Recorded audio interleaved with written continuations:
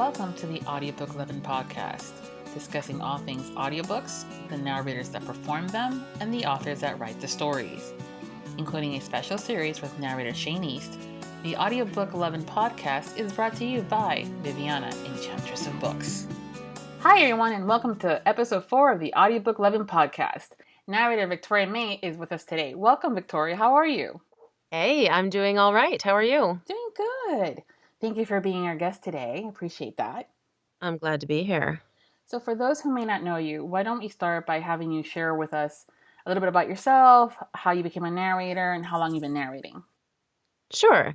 I've been narrating about over 2 years now. I just passed 100 audiobooks on Audible between Victoria Mei and then my other self, which is Natalie Naudis. I do all my romance as Victoria Mei, and then everything else is as Natalie. But I just passed 100 books. Yay! Yay! And I got into this. I trained as an opera singer. I actually have a master's of music from the University of North Texas. And I was trying really hard to be an opera singer. And amazingly enough, there's not a lot of jobs. It's kind of...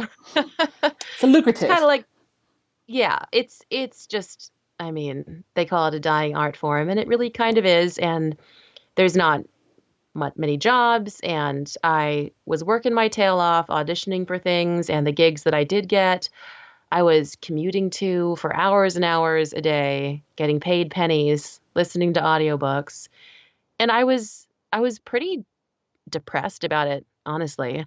I went to school for 6 years and spent a lot of money traveling for auditions, and it just wasn't panning out the way I hoped. I was in kind of shitty C-list houses singing in productions that weren't what I had dreamt they would be, and listening to a lot of audiobooks, and I was just ready to quit. I wanted something different, anything different. All my friends, their careers in music were ending up being teaching, and I was teaching a lot of music lessons, and it was okay, but it wasn't what I wanted to do for forever.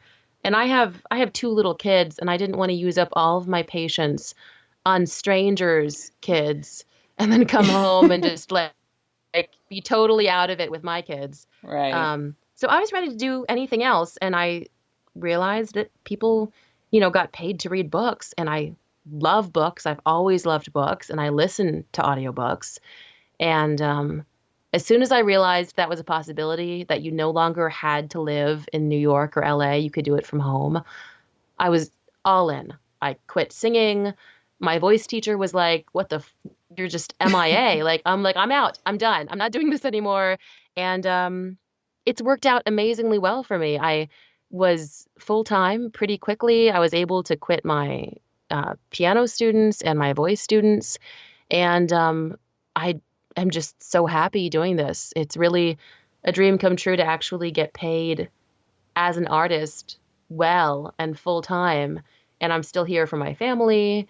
And it's amazing. It's the best job ever. And I really hope computers never take our jobs because I like it so much.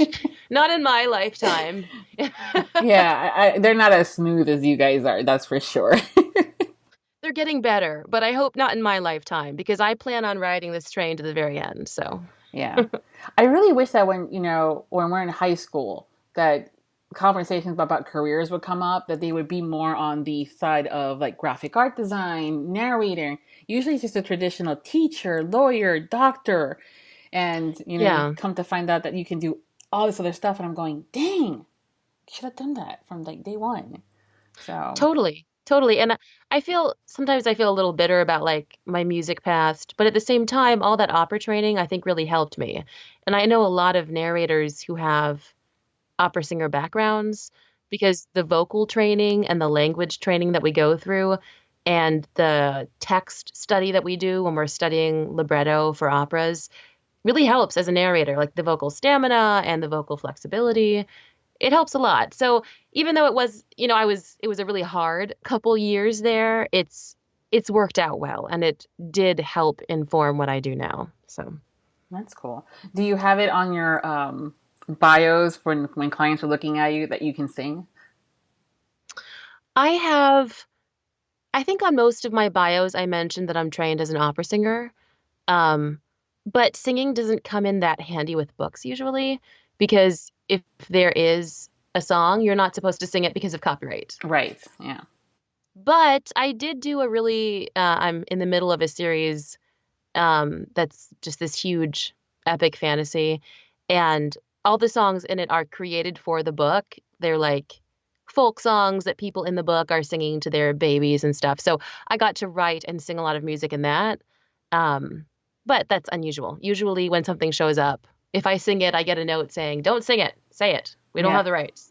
So Yeah, the reason why I ask is it seems that there's a couple of books that have been coming out lately where they're a rock star and the authors has gone as far as writing the music themselves or having someone to write the music for it in order to kind of add that, even if it yeah, is just a short, amount of time that they do it. But it's been kind of pretty cool to be able to get that from the narrators as well. So that is cool. I mean, most narrators can sing. I mean, we use our voices, they don't suck at singing. And opera singing is not like super popular or sexy. So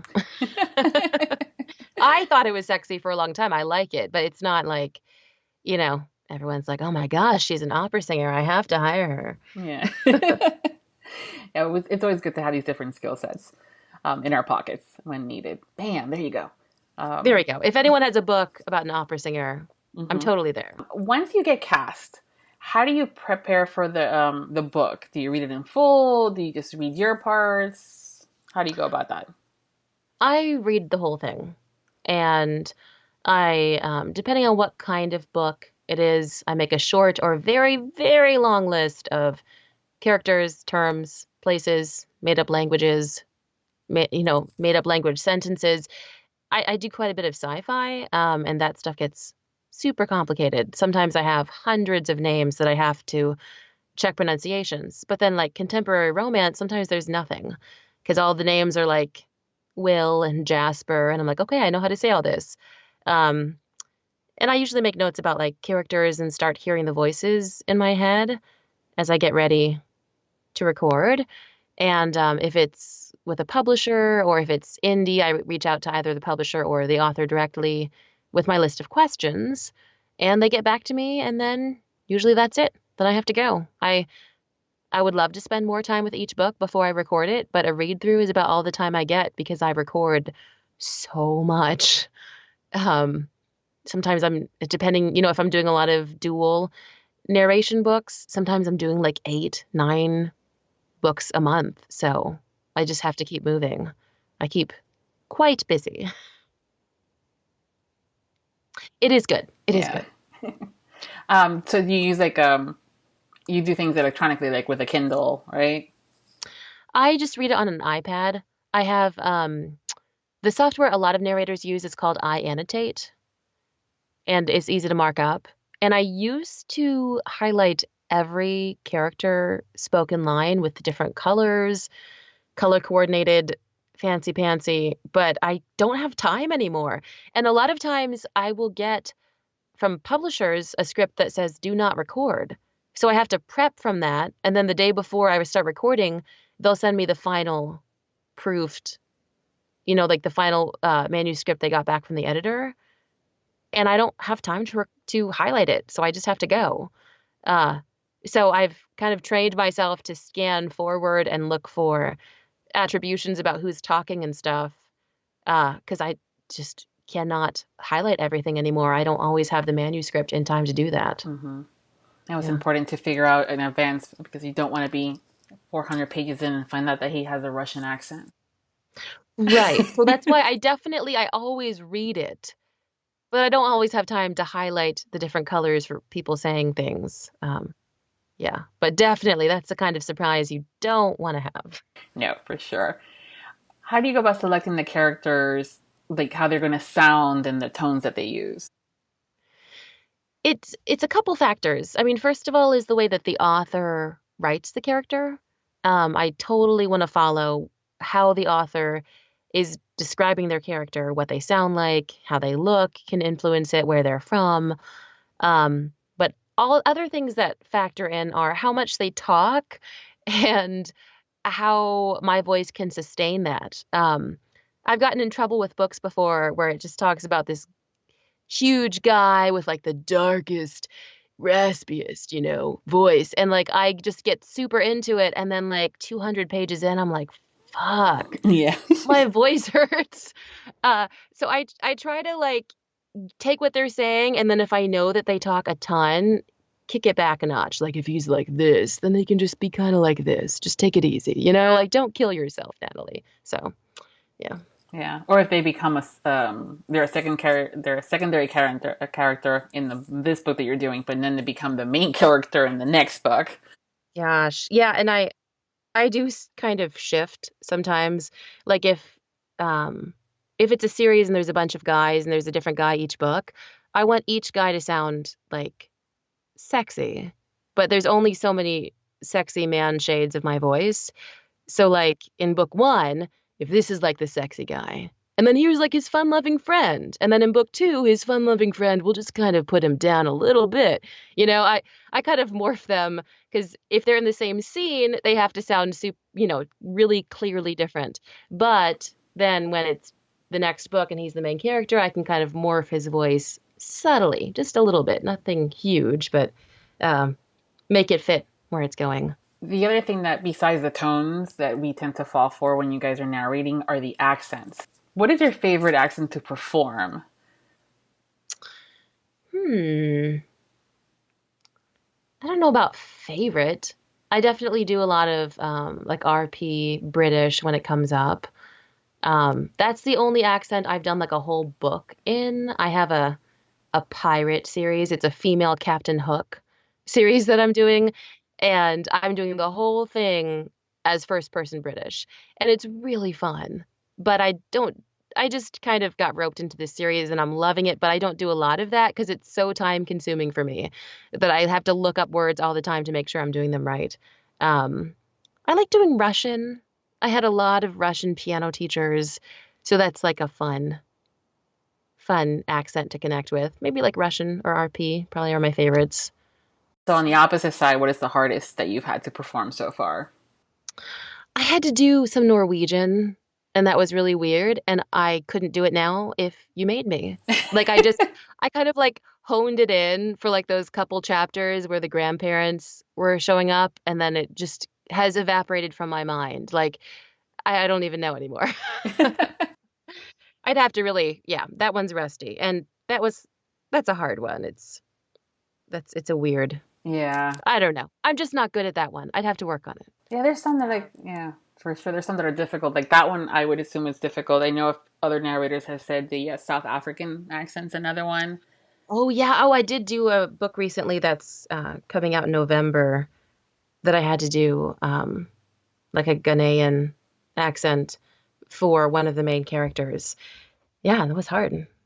I really worked on it. I hope it's not terrible. I don't think it was bad, but it's just there's accents that you might be better at than others, but like as a narrator, if it comes up, you just have to do it. So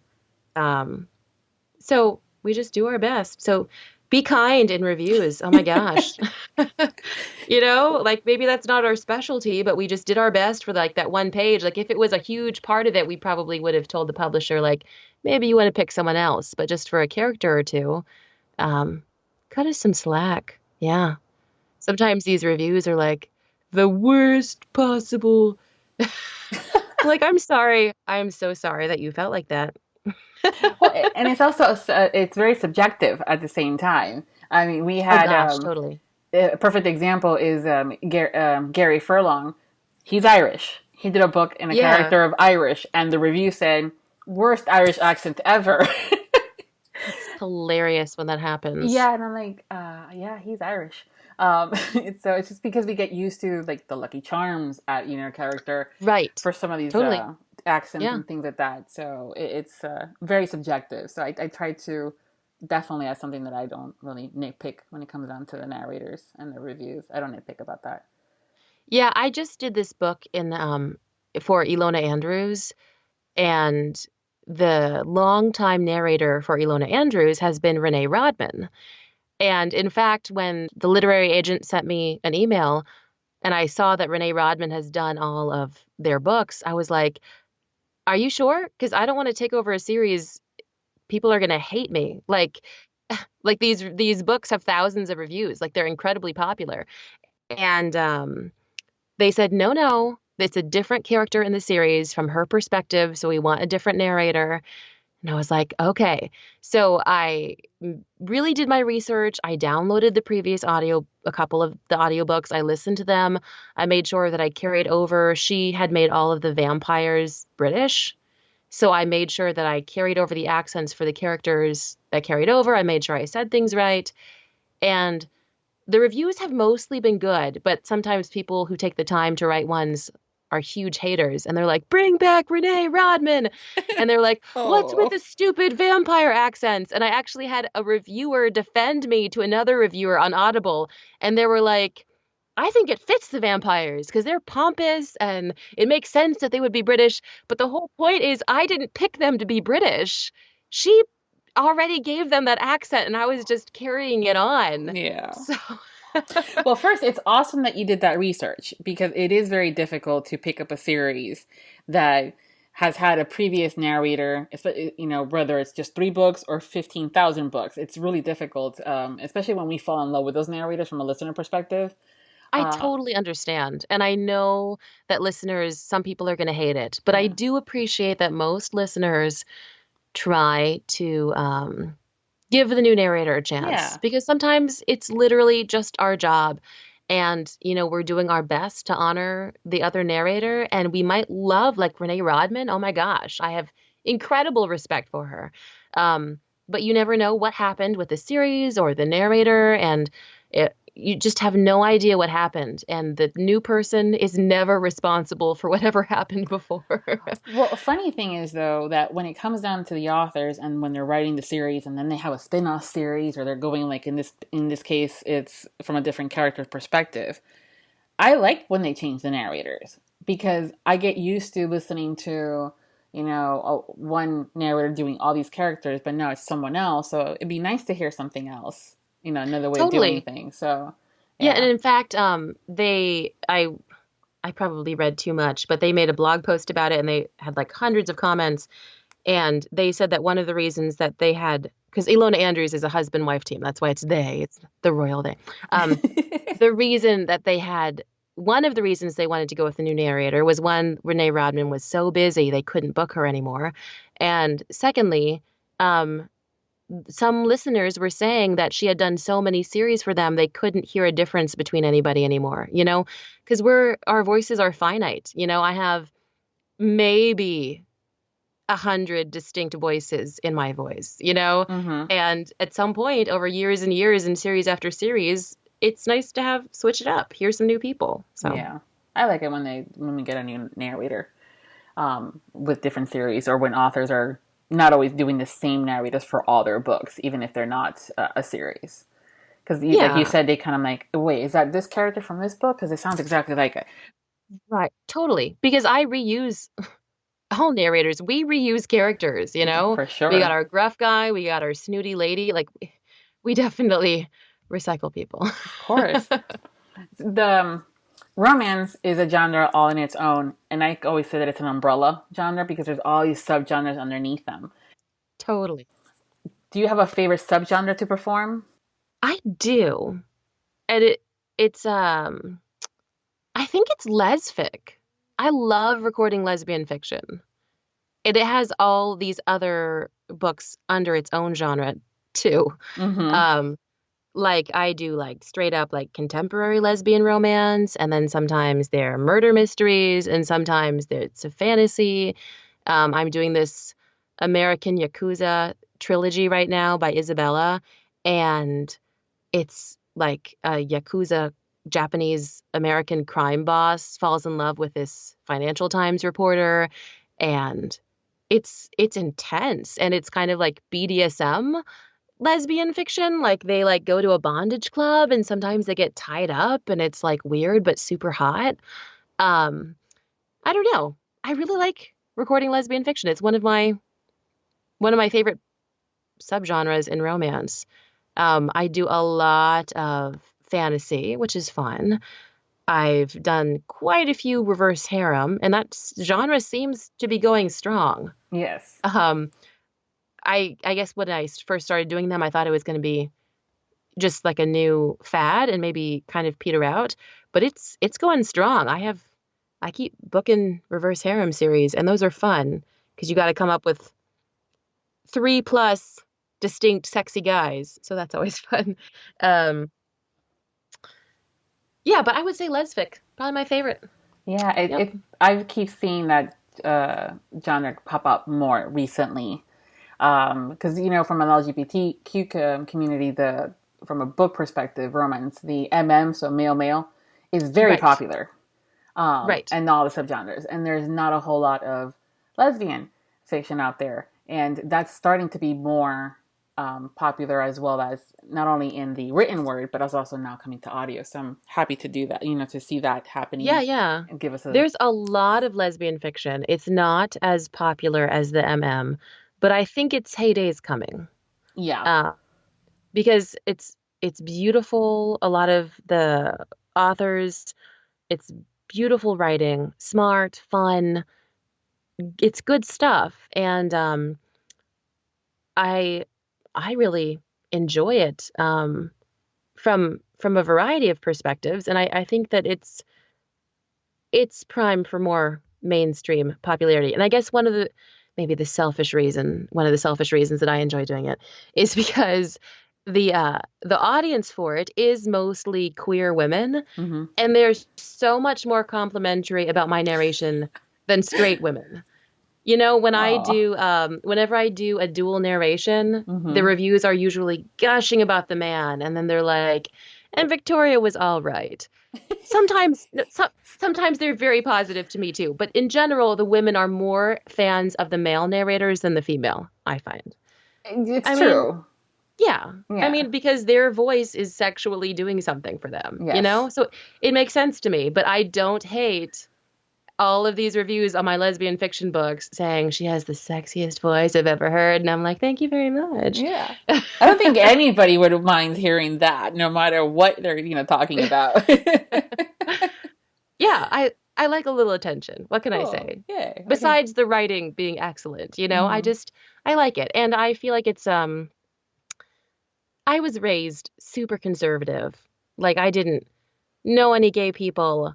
I thought that gay people were bad. Like this is what I was taught growing up. So when I got to college and I was in the arts and I started meeting gay people, I was like, "Oh my gosh, my whole upbringing, I don't know. I feel like I have years to make up for of misunderstanding and and feeling prejudice and even unfounded hatred just because I'm told that these people are doing something wrong.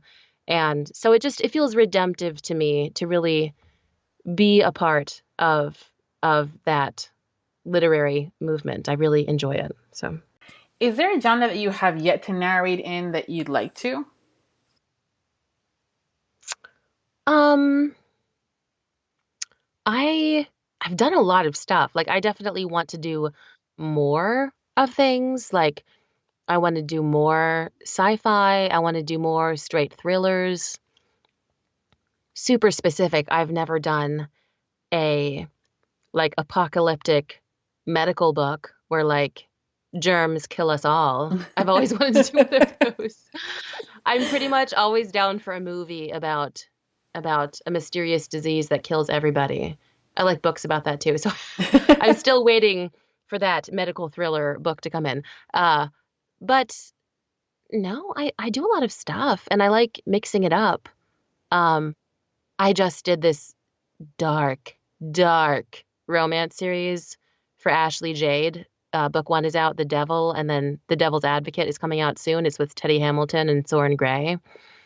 And when I got that manuscript, I was like, this might be too dark. I don't know if I can do it. Uh, it's pretty terrifying and like just fucked up, just so twisty. But I kind of had a great time doing it. Like I don't want to spoil anything, but there's just something about like everything being fucked up and then like getting revenge and vindication at the end that's like a total high. And I was, going into it, I was like, people are really into this. And then I was like, oh yeah, I guess I'm kind of into it too. And I guess that makes me a weird freak, but it was super cool. I think it's a whole part of the fantasy of being able to live vicariously through these characters. Either because they've never done something before, like with the BDSM genre. I love Hmm. reading that stuff too, and it's one of those where I'm going, "Ooh, that might be interesting, honey." Yeah. Read this. And so when it comes down to all these different genres, and the dark one, I was talking. Who was it? Someone posted something on social media, and it was one of those dark, really dark books, and the reviews are mixed. But I Hmm. take those with a grain of salt. It's not, not every genre is for everyone. That's why we have so Totally. many. But it's Totally. also kind of interesting to see how the characters go from one point to the next, and then how they, how they're redeemed, or how do they survive? Because we've never been through that. So again, it's living vicariously. So I like it when the authors can take you there. It's always fun to read something unlike anything you've read before. Totally. There's one of my favorite authors is Neil Gaiman, and he has a collection of short stories called, I think it's called Trigger Warning. And in the intro, he talks about trigger warnings and how we warn people of triggers, and how he's read things before that when he finished, he was uncomfortable and kind of wished he hadn't read it. But things like that mold who you are and Mm-hmm. teach you things and give you surprising new experiences. And that's how I feel about dark romance. Like I don't do a ton of it, and I don't think I could live there because I gotta get out and Yeah. and yeah. But I don't know. There's something seductive about going to some dark, crazy place that you never imagined you would go in your imagination, and Mm-hmm. then coming out of it, it's an emotional arc that I hope to not experience in real life. Yeah. Yeah, definitely you have to be in the mood for it, or get yourself in the mood for it when you're reading it or now narrating it. Um, do you record it and keep your outtakes? No, I just punch back and keep going. Well, I know a lot of the narrators have been doing like blooper reels and things like that, and you guys are a hoot when you guys share those. So it's like, Sometimes, yeah, sometimes I make little booth videos, but I haven't done blooper reels. Although the other day, I did lose my place on the page and I yelled, "Fuck!" And then I looked up and that was the next line. oh, wow, So it was correct. So that blooper stayed in. wow. It'll probably never happen again. God, we never know. Um, is there an author or narrator that you wish to work with that you haven't yet? Hmm. I mean, there are sci-fi authors who I would love to work with, who I follow on Twitter, and I'm always like following their new releases. Um, I It's so obscure, but I love the Japanese author Haruki Murakami.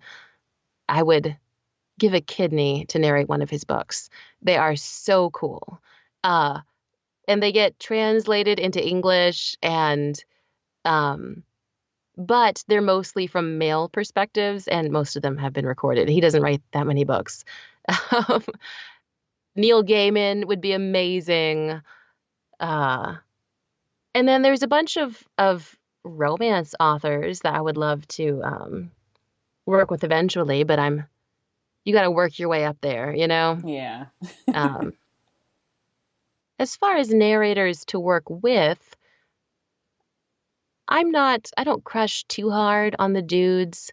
I work with Teddy Hamilton now and then, and he's really cool. And I am actually a huge fan of his narration. Um, he's so skilled. And my, my, I guess he's out about his pseudonym, isn't he? It's not. Sort of ish.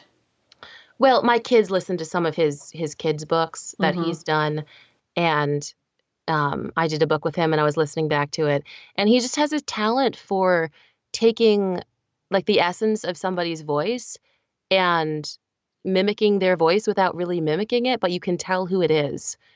Just so impressed. I did this book with him and Joe Arden, and I had listened to Joe Arden trying to get ready to kind of, find the essence of his voice for me to do, and I think I missed the mark. But then I heard Teddy doing Joe Arden's voice, and I was like, that's it. He caught it. Just something about the shuffle and the way Joe Arden when he talks. Yes. He nailed it. And after that, it was like he pointed it out to me and I could do it then. But just listening to it, I wasn't able to find it for myself. So he's really cool. I'm trying to think about who else I would want to work with. I have a lot of girlfriends that I would love to do books with. I did a thriller with Sarah Puckett that we just did recently that was super fun to do. And I did a thriller with Erin Mallon for Simon & Schuster that's out called Pretty Revenge. And that was so cool to work with Erin Mallon. So pretty much all of my gal friends I would love to narrate books with. The guys, yes. But I don't know. I hang out with girls more than guys. So yeah, we all have our thing. Yeah.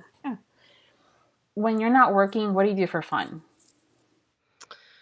Oh gosh, I have 2 little kids, so I'm just trying to stay alive here. I don't know if I do anything for fun these days. I just try to get my kids to school and make sure they have clean clothes and make sure they're eating food and get them to bed and try to prep my next book is pretty much it right now. If I do have time, I go for a walk. I like to drink the occasional glass of wine. That's about it. I pretty much work and try to take care of my children who I love so much and who also drive me absolutely bonkers. It's their jobs to do that. Oh my gosh. How old are your kids? Do you have kids? I do. I have one son. He's 17. So Okay. him driving me batshit crazy comes into where, the moodiness comes into play, the not responding when you ask him a question, or he has perfected the eye roll. Oh yeah. Yeah. Well, my girls are 4 and 6. So it's like lots of just temper tantrums and lots of feelings. And they're not always being bad. They're just like sad or emotional, and I'm trying so hard to be patient. And I'm like caring about the little people's feelings, but then when I finally get them off to school, I'm like, fuck, who cares about my feelings? Like I have some feelings about this too. Shit. Yeah. Like today I was literally talking to myself in the car and I was like, I feel like I need to call in a professional for this. And fuck, I'm the professional. Like, what am I supposed to do? Oh gosh. Yeah, parenting is hard. I mean, there's moments too where I have very similar to you, like, why am I so worried about them, and who's going to take care of me, and when do my needs get, at least acknowledged?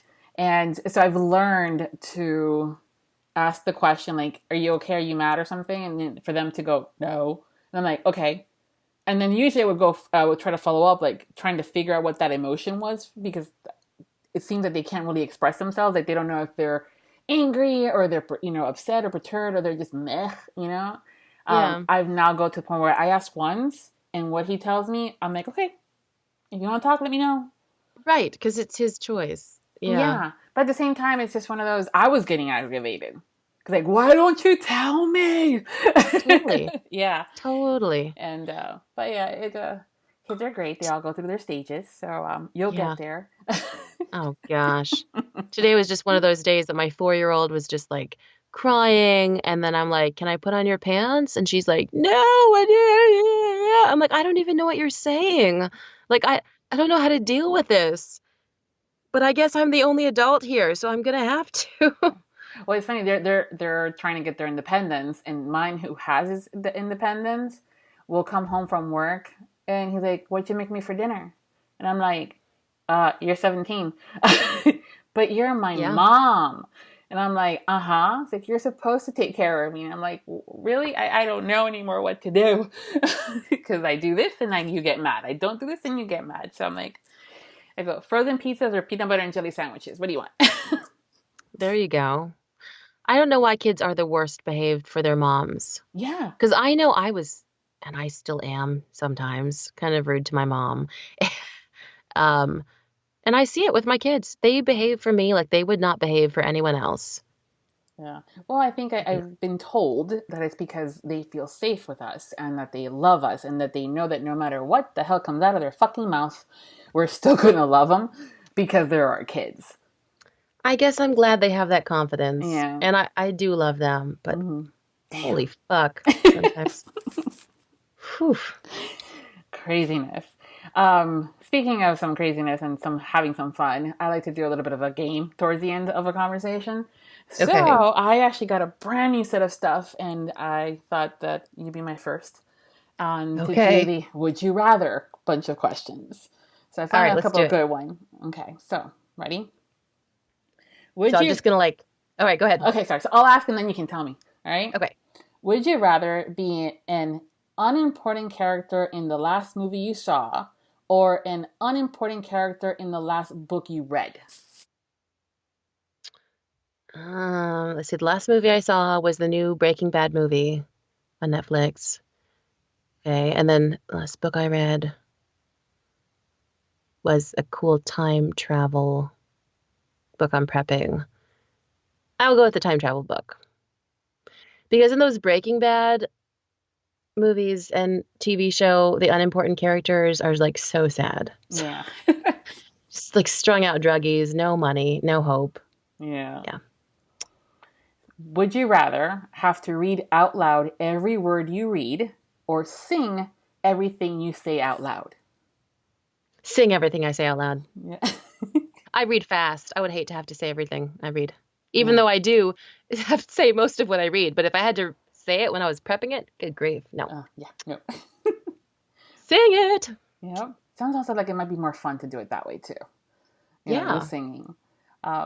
Would you rather write a novel that will be widely considered the most important book in the past 200 years, but you and the book will only be appreciated after your death, or, it deserves that little caveat, or be the most famous erotica writer of your generation?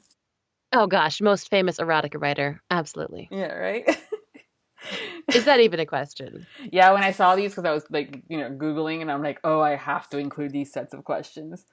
So, Erotica is important too. I just like the appreciation in the moment, too.